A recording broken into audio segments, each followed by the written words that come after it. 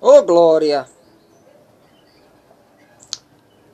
João, capítulo 5, versículo 1 ao 14, foi o que nós acabamos de ler.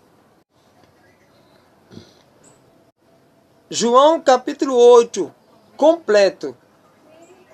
Mas vê o versículos 1 ao 11, que diz assim a palavra de Deus. A mulher adúltera. Dirigiu-se Jesus para o Monte das Oliveiras. Ao romper da manhã, voltou ao templo, e todo o povo veio a ele. Assentou-se e começou a ensinar. Os escribas e os fariseus trouxeram-lhe uma mulher que fora apanhada em adultério. Puseram-se no meio da multidão.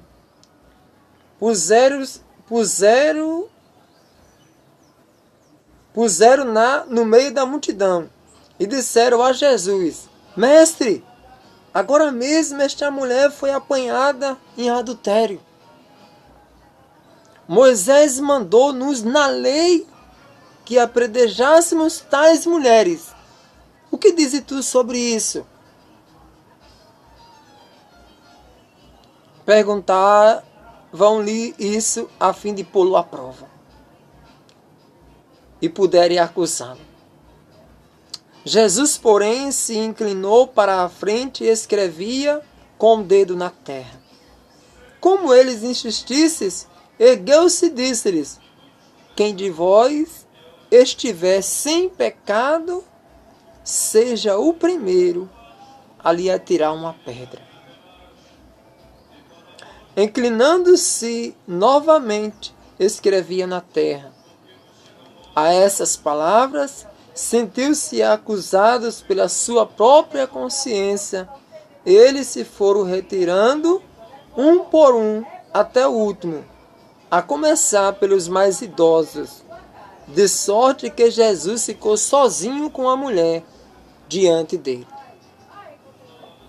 Então ele se ergueu e, vendo ali apenas a mulher, perguntou-lhe: Mulher, onde estão os que te acusavam? Ninguém te condenou.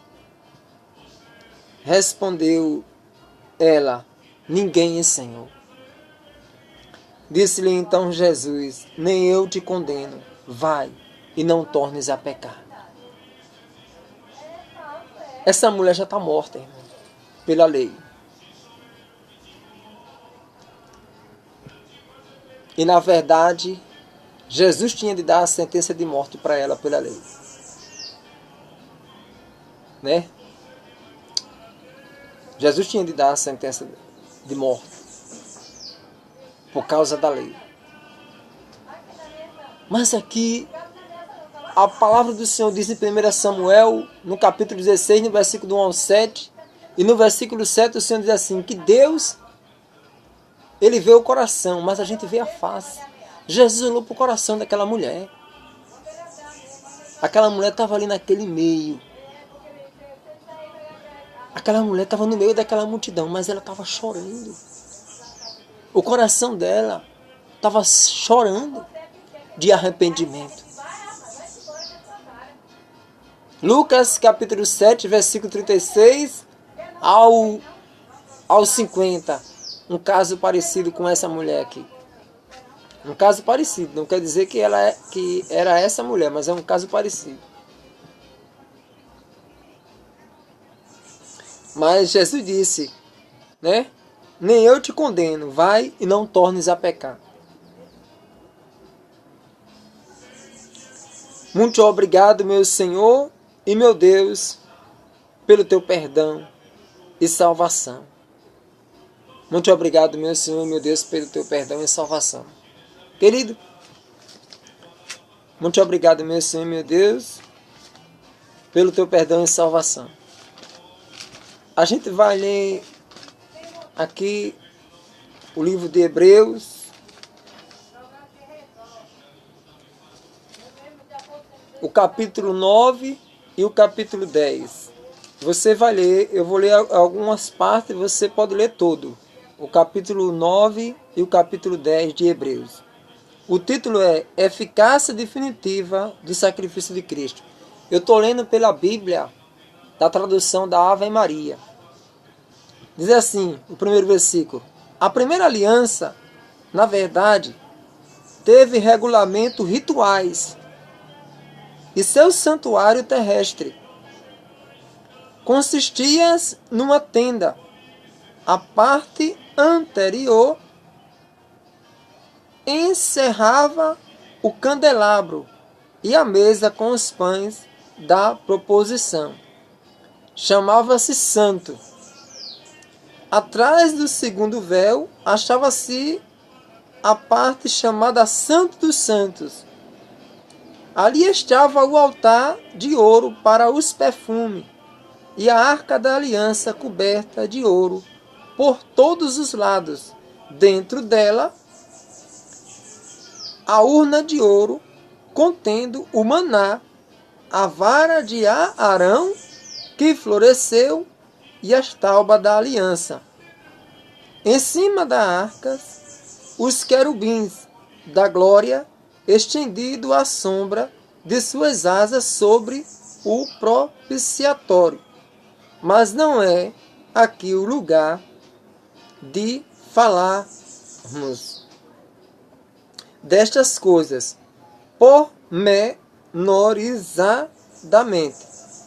Assim sendo, enquanto na primeira parte do tabernáculo entra continuamente os sacerdotes para desempenhar as funções, no segundo entra apenas o sumo sacerdote, somente uma vez ao ano, e ainda levando consigo o sangue para oferecer pelos seus próprios pecados e pelo do povo.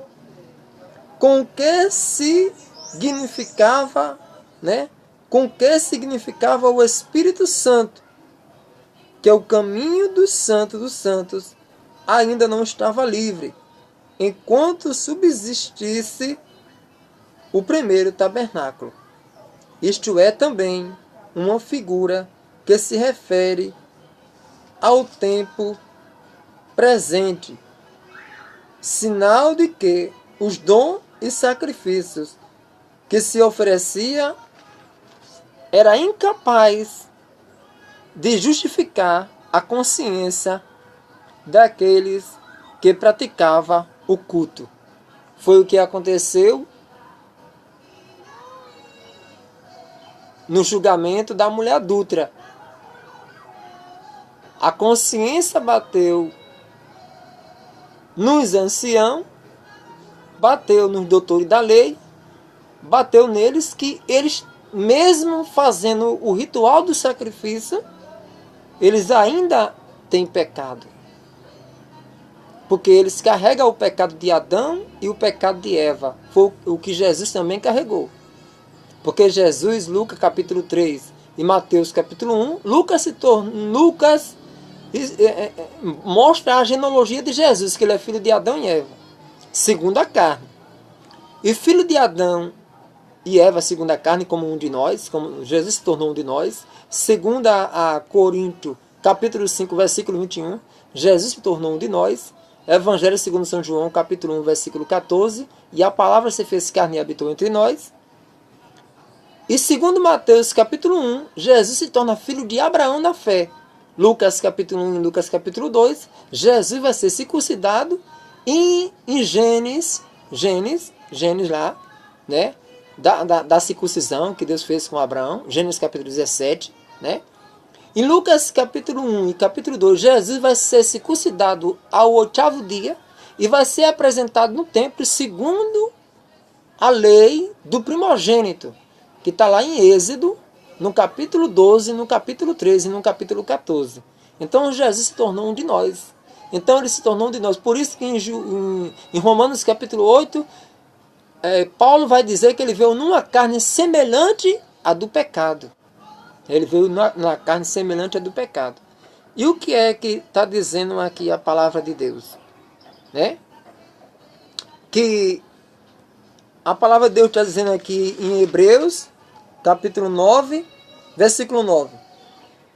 Isto é também uma figura que se refere ao tempo presente, sinal de que os dons e sacrifício que se oferecia eram incapazes de justificar a consciência daquele que praticava o culto. Por isso que eles perguntaram, mestre, eles fizeram uma pergunta para Jesus. E Jesus vai dizer, quem não tem pecado, quem de vós não tiver pecado, que atire a primeira pedra. Aí então, na verdade, bateu a consciência neles que eles têm pecado, né? Mas qual pecado eles tinham? O pecado original, né? Porque os sacerdotes eles se purificavam, eles não tinham pecado porque se purificavam. Eles iam matar a mulher adulta por causa da lei, eles não tinham pecado porque se purificavam. Ou seja, os judeus faziam a purificação, que nem a gente leu lá em Levítico capítulo 16, né? A expiação dos pecados. Então está aqui em Hebreus capítulo 9 que ele explica bem o primeiro culto e o segundo culto. Aí eu vou ler o versículo 10 para dizer assim: culto que consistia unicamente em comidas, bebidas e abluções diversas, ritos materiais que só podia ter valor enquanto não fosse instituído outro mais perfeitos. Porém, já veio Cristo, né? Porém, já veio Cristo, sumo sacerdote dos bem-vindouros, e através de um tabernáculo mais excelente e mais perfeito, não constituiu por mãos humanas, não deste mundo, sem levar consigo o sangue de carneiros ou novilhos, mas com seu próprio sangue entrou de uma vez por todas num santuário, adquiridos uma redenção eterna, né? Pois se o sangue de carneiros e de touros e a cinza de uma vaca, com que se asperges os impuros, santifica e purifica pelo menos os corpos, quanto mais o sangue de Cristo, que pelo Espírito Eterno se ofereceu como vítima sem mácula a Deus, purificará a nossa consciência das obras mortas para o serviço do Deus vivo. Que palavra tremenda! Obrigado, Senhor, porque o Senhor tem perdoado os nossos pecados, oh meu amado e minha amada.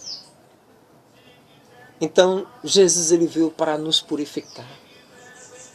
Quando você lê Lucas, né, Lucas capítulo 22, né, Mateus capítulo 26, Jesus mostrando a nova aliança, que é o corpo, que é o sangue, que é o batismo no Espírito Santo. Quando João fala lá no capítulo 13, no capítulo 14, né, no capítulo 15, fala da purificação. Então Jesus veio para nos purificar, para tirar os nossos pecados. O pecado que está na carne, que acabou de dizer aqui, em Hebreus capítulo 10, né? Hebreus capítulo 10 fala que o pecado, né, está na carne. Então não tem condições, né? Mas esses rituais purificavam o corpo, mas não purificavam a consciência, né? Os rituais purificavam o corpo. Lembra que Jesus fez o primeiro milagre nas bodas de Caná? E lá estava a água da purificação dos judeus? Ali se inicia a Santa Ceia, o casamento de Deus. Você sabe qual é o significado do primeiro milagre de Jesus? Você sabe qual é o significado da transformação da água para o vinho e do casamento? Era que Jesus estava iniciando ali a Santa Ceia e o casamento da igreja. E os apóstolos acreditaram que ele era o Messias, ele era o Cristo, o enviado de Deus. Ele era, né, o enviado do Altíssimo. Veja, querido, Nós precisamos acreditar que não é samaritano. João capítulo 4.